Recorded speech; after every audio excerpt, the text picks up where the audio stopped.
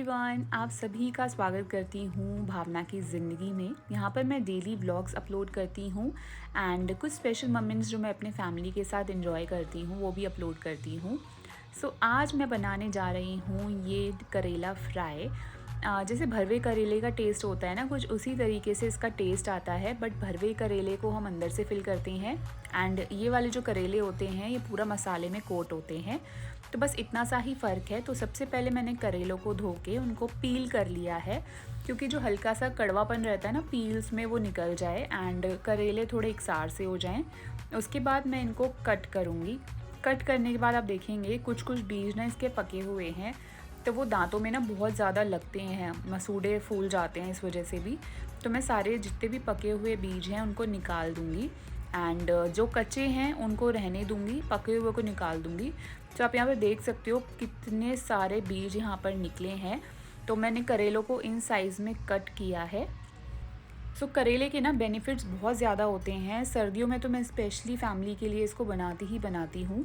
बच्चे इतना नहीं खाते हैं, बट हस्बैंड एंड मैं हमेशा ट्राई करते हैं कि दिन में एक बार तो खाने के साथ इसको हम ज़रूर खाएं, क्योंकि हेल्थ से रिगार्डिंग आप ले लीजिए और या आप स्किन के रिगार्डिंग ले लीजिए, करेले के बहुत ज़्यादा बेनिफिट्स होते हैं। फाइबर होता है जो हमारी गट हेल्थ को बहुत अच्छा रखता है एंड स्किन एंड हेयर के लिए भी अच्छा है, डायबिटीज़ में अच्छा है।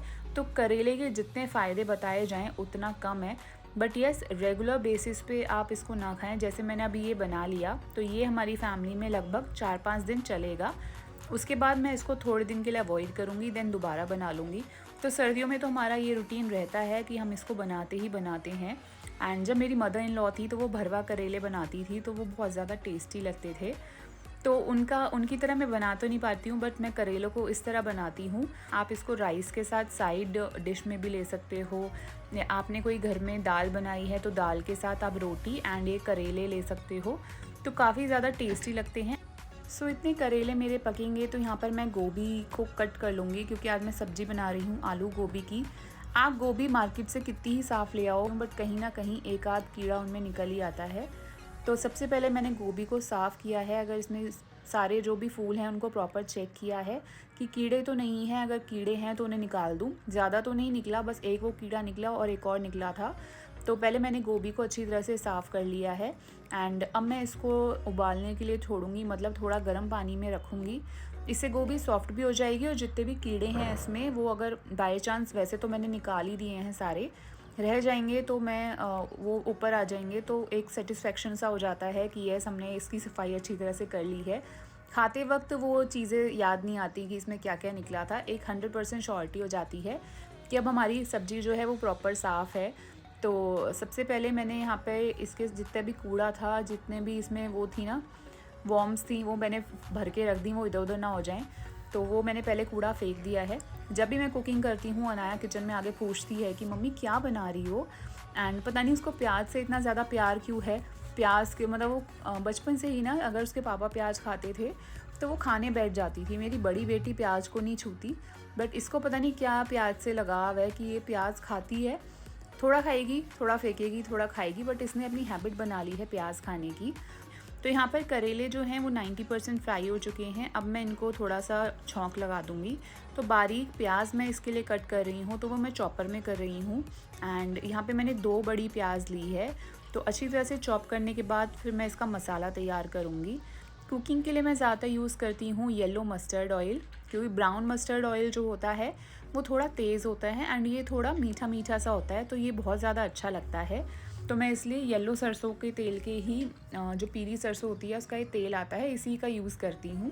और कई बार क्या होता है कि हमारा जो पूरे डे का शेड्यूल है वो इतना ज़्यादा टाइट होता है कि हम पता नहीं चलता कौन सा काम कब ख़त्म करें एंड पूरी ना खिचड़ी सी पक जाती है। तो उसके लिए मैं क्या करती हूँ, मैं पहले से ही अपना शेड्यूल बना लेती हूँ कि मुझे आज क्या क्या काम करना है।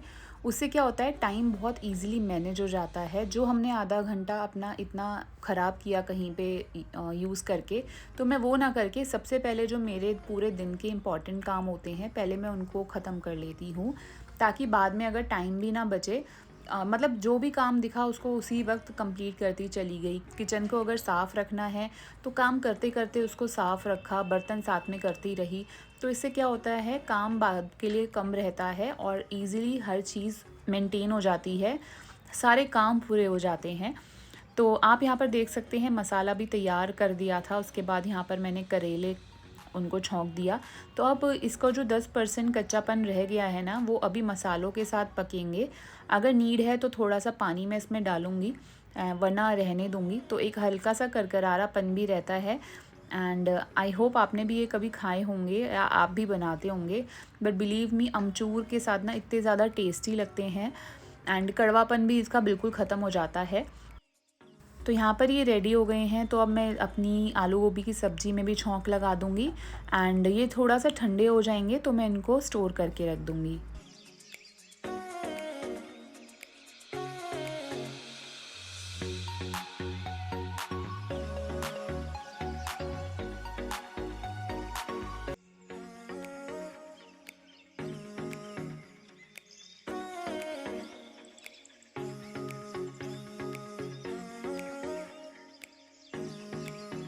आजकल ठंड इतनी ज़्यादा बढ़ गई है, अचानक से ही वेदर ऐसा चेंज हुआ है, बारिश हुई है। तो मुझे याद है जब हमारी 2014 में जब शादी हुई थी, तो हमारी शादी तक तो ठंड नहीं थी, बट ये शादी के 2-3 दिन बाद बहुत ज़्यादा ठंड पड़ना स्टार्ट हो गई थी, फॉग आना स्टार्ट हो गया था। तो सेम मुझे इस बार वही चीज़ सेम एग्जैक्ट महसूस हुई कि 6 दिसंबर को हमारी एनिवर्सरी जो थी वो हुई एंड उसके बाद सडन वेदर में चेंज हो गया।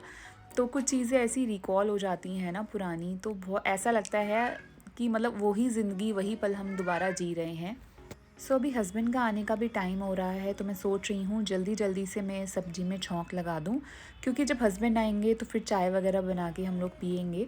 वैसे तो पहले मैं शाम को जल्दी चाय पी लेती थी अराउंड 5 बजे, बट अभी मेरी आदत ये बन गई है कि जब हस्बैंड आते हैं तो दोबारा तो चाय बनती ही है, तो मैं अभी 5 बजे ना पी के मैं हस्बैंड के साथ ही पीती हूँ। तो थोड़ा उस वक्त ना हमारा मी टाइम होता है हस्बैंड वाइफ का एक साथ, तो वो हो जाता है, थोड़ी बातें आपस में कर लेते हैं कि पूरे दिन हमने क्या किया क्या नहीं किया। तो बस ऐसे ही करके यहाँ पर मैंने अपनी जो सब्जियाँ छौंक लगा दिया है एंड अभी मैं ना ये सीलर लेके आई थी, तो मैं इसको फ़र्स्ट टाइम यूज़ कर रही थी एंड इससे पहले नहीं यूज़ किया था। मैं देखती बहुत थी इसका ऐड वगैरह, तो मैं सोचती थी, क्योंकि घर में तो क्या होता है रबर बैंड्स इतनी मिल जाती हैं कि रबर बैंड लगा के हम कोई भी चीज़ पैकेट को रख देते हैं। बट अभी ये मैंने सीलर यूज़ किया, बट अगर फ्रैंकली बताऊँ मुझे इसका काम 100% नहीं लगता। जैसे कि कोई भी चीज़ है जिसमें हवा नहीं लगनी चाहिए उसको ये 100% सील नहीं कर सकता, तब भी थोड़ा बहुत चांसेस रह जाता है कि इधर उधर से हवा घुस सकती है। तो अनाया भी कुछ ऐसी हरकतें कर देती है। मेरा माइसेलर वाटर रखा था, तो इसने वो लेके अपने बालों में लगा लिया। तो बच्चे ना कुछ हरकत करते रहते हैं, चाहे वो हमारा मेकअप प्रोडक्ट हो या हमारा कोई भी सामान हो, उनको ना छेड़ने की लगी रहती है। बट क्या करें, बच्चे हैं, हम भी अपने बचपन में करते थे। तो बस ऐसे करते करते हस्बैंड भी आ गए, देन मैं लग गई चाय बनाने में। तो ये जब टाइम आता है ना शाम का चाय का टाइम, तो मेरा सबसे ज़्यादा फेवरेट टाइम है। मेरे हस्बैंड भी कहते हैं तुम इतनी चाय की शौकीन क्यों हो, या पता नहीं मैं क्यों हूँ, बट मेरे घर में जो मेरे बड़े भाई एंड मैं, हम चाय के बहुत शौकीन हैं। हमें ना कोई बहाना चाहिए। जैसे आपने वो देखे होंगे ना ऐड, कुछ भी हो चाय बना लो, ये हो चाय बना लो, तो वो हमारे घर में मतलब मेरे लिए तो चलता है कि मुझे जब भी कहीं चाय की कमी महसूस होती है तो एकदम ना ऐसे होता है कि बस चाय बना लो। तो हस्बैंड भी आ चुके थे, अब हम बैठ के थोड़ी बात करेंगे एंड बस ऐसे करके हमने थोड़ा बहुत टाइम स्पेंड किया। फिर शिवान्या की बारी आ गई पढ़ने की, तो मैंने शिवान्या को यहीं पर बुला लिया कि बेटा यहीं आ जाओ, यहीं पे पढ़ लो, क्योंकि अगले दिन इसका मैथ्स का टेस्ट था। तो मैं इसको चीज़ें समझा रही थी कि किस तरह से क्या होता है। वैसे तो ये अपने आप कर लेती है, बट किसी चीज़ों में अगर इसको कन्फ्यूजन होती है तो मैं पूछती रहती हूँ कहीं कोई कन्फ्यूजन है तो बता दो। तो जब तक मैं फुल्ली सेटिस्फाई ना हो जाऊँ कि इसको हाँ आता है 100%, तब तक मैं इसको मतलब इसके पीछे लगी रहती हूँ। देन उसके बाद हमारी सब्जियां भी बन के रेडी हो गई थी, तो मैंने यहाँ पर फिर डिनर की प्रिपरेशन की, आटा वगैरह लगाया एंड उसके बाद हमने डिनर किया। तो दोनों यहाँ पर सब्जियां रेडी हैं, तो रोटी बनाने के बाद सबको सर्व किया, मैंने खाया। बस ऐसा करते करते मतलब मैं हमेशा ना कुछ ऐसी चीज़ें शूट करती हूँ बस जो बहुत मतलब कुछ स्पेशल हो, वरना आप लोगों को लगेगा डेली वही तो आप रूटीन हमें दिखा रहे हो, आप उठे हो सफाई कर रहे हो। तो हमेशा कोशिश करती हूँ कुछ ना कुछ मैं नया दिखाती रहूँ, जो मैं अपनी लाइफ में चेंज कर रही हूँ या कुछ नया एक्सेप्ट कर रही हूँ। सो बस ये व्लॉग मैं यहीं पर एंड करती हूँ। आई होप आपको पसंद आया होगा।